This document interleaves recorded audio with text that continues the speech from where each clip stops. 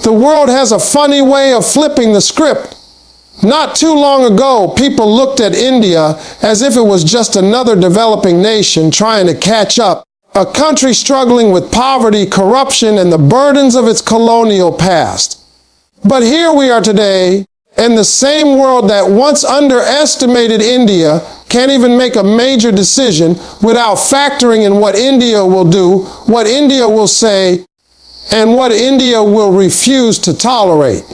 And let me tell you something, the idea that anyone, no matter how powerful they might think they are, can just walk in, talk tough, and expect India to fold like a cheap card table is over. That season has passed. The truth is, the tables have turned, and one of the clearest signs of that is this: the United States can no longer afford to be tough on India. They can talk big, they can throw threats, they can posture, but the reality is they need India more than India needs them. And if they don't realize that yet, life's about to teach them the hard way. See, here's the thing. The United States built its power on being the world's dominant force, economically, militarily, politically. For decades, they played the role of the big brother who everybody had to answer to. If America didn't like you, you got sanctioned. If America wanted something, they demanded it. If America felt threatened, they didn't hesitate to flex. That was the old world order, and for a long time, it worked because other nations simply didn't have the power or the courage to push back. But India is not cut from that cloth. India has never been the kind of country that takes orders blindly. Even when India was weaker, it still had a sense of pride, still had a sense of dignity, still had a culture that taught its people that no one, not even the most powerful, gets to dictate how they live. And now that India has risen, economically, technologically, militarily, that pride has transformed into power, and that power has transformed into influence. That influence is the reason America can't afford to play the tough guy anymore. Let's break this down because I want you to see it the way the rest of the world is seeing it. Number one, India is the fastest growing major economy in the world. That's not just a headline, that's reality. While a lot of countries are stumbling, shrinking, or just trying to survive global economic shocks, India is thriving. It's not limping forward. It's sprinting. Companies are setting up factories in India. Investors are pouring money into Indian startups, and multinational corporations are shifting their supply chains away from China and into India. You think America wants to miss out on that? Absolutely not. They need India's markets. They need India's workforce. They need India's partnerships. That's not a luxury. That's survival in a new global economy.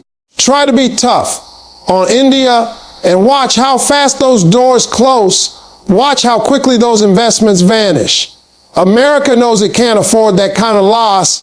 Not in this economy. Number two, geopolitics has changed. The world isn't stuck in that Cold War mentality anymore where there were just two major players, the US and Russia. Now you've got China, you've got Europe, you've got the Middle East rising in influence. And right in the center of it all, you've got India. Let's not sugarcoat this. China is America's biggest rival. But guess who's sitting right next door to China with the power, the population, and the will to push back? India. America can't play games with India because if India tilts even slightly toward China, that's checkmate on U.S. strategy in Asia. They don't want that.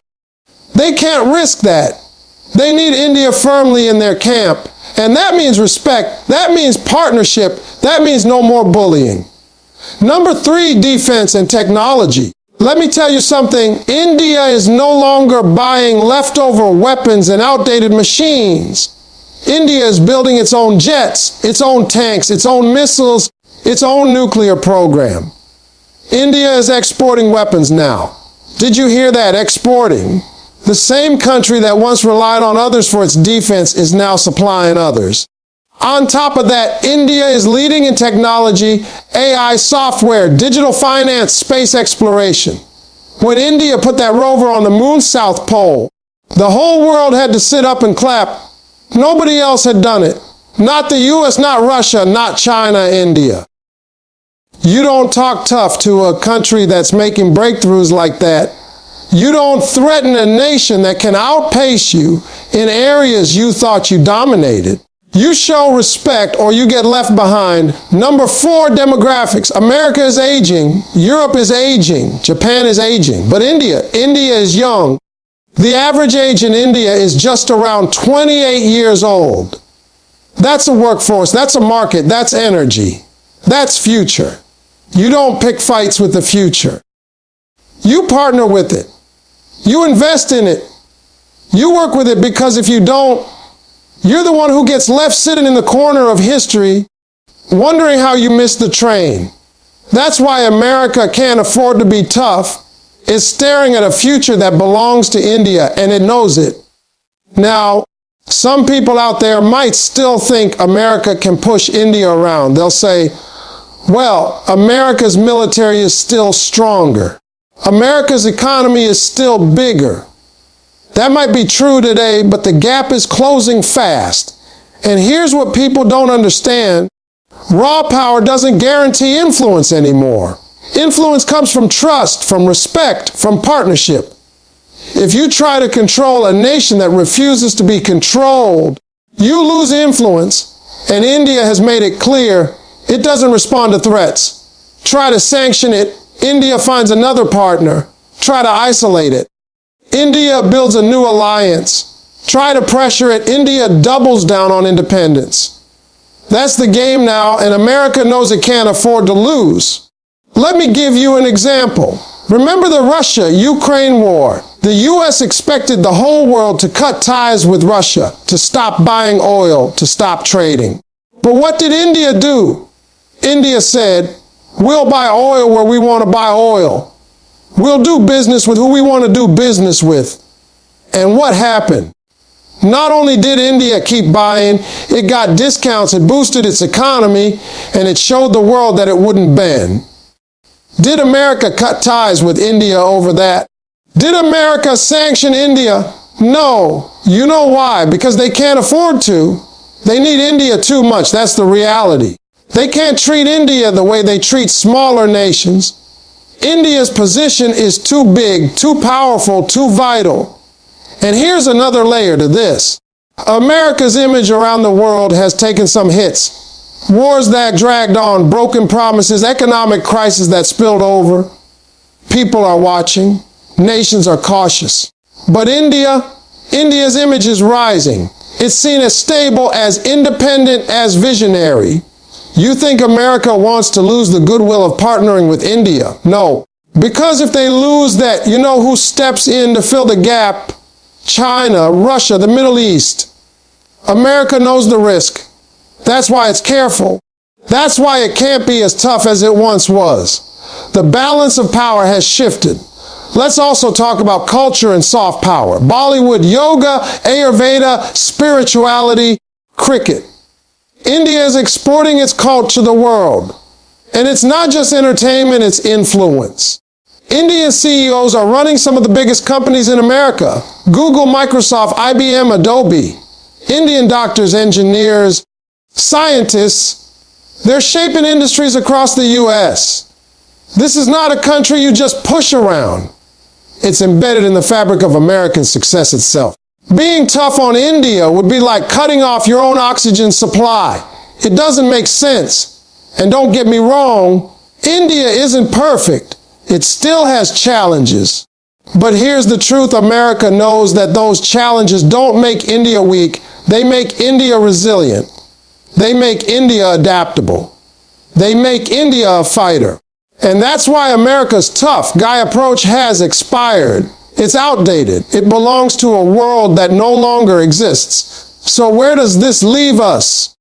It leaves us in a reality where America has to shift from commanding to collaborating, from threatening to respecting, from dictating to negotiating. That's the new game. And India, India is playing it well. It's no longer waiting for approval. It's no longer seeking validation. It's no longer bending to pressure. It's leading. And whether the world likes it or not, that leadership is here to stay. The real story, the real shift, the real lesson in all this is that America can't afford to be tough on India anymore, not because it suddenly grew soft, but because India has grown too strong, too influential, too necessary to the global order. That's the reality.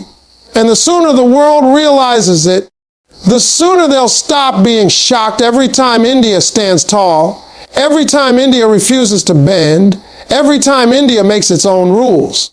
Because that's not rebellion anymore. That's leadership. The real mistake is thinking India fears isolation, when in truth it thrives on independence. That's the misunderstanding so many nations, so many leaders, so many so-called experts have had about India for decades. They thought India was desperate for acceptance, that India was waiting for the Western stamp of approval, that India would collapse if it wasn't aligned with the big powers. But what they didn't see, what they didn't understand, is that India was never built to beg for validation. India was built on the foundation of standing tall, carrying the weight of its own choices, and walking its own road, even if the world didn't clap for it. That independence isn't just political. It's cultural, it's spiritual, it's historical, it's woven into the DNA of the people. And when you understand that, you understand why all the threats, all the pressure campaigns, all the games of isolation don't work on India the way they might work on someone else. Think back through history. India didn't gain independence by asking politely. It gained independence by enduring struggle, by resisting, by holding on to its own identity even when empires try to crush it. A country that endured colonialism for centuries doesn't suddenly fall apart because another nation says, "We won't trade with you unless you listen." India knows how to survive with less, knows how to build from scratch, knows how to adapt under fire. That kind of history breeds resilience, and resilience breeds independence. It's why the world miscalculates India every single time. They assume isolation is India's weakness, when really isolation has been one of India's greatest teachers.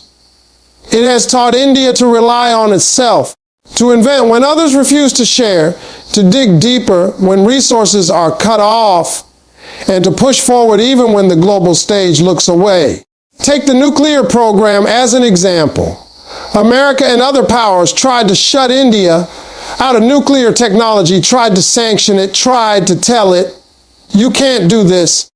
You don't have permission." Did that stop India? No. India went ahead, built its own nuclear capability, and today it sits as a declared nuclear power with the ability to defend itself. That's not weakness, that's independence. That's thriving even when the world closes doors.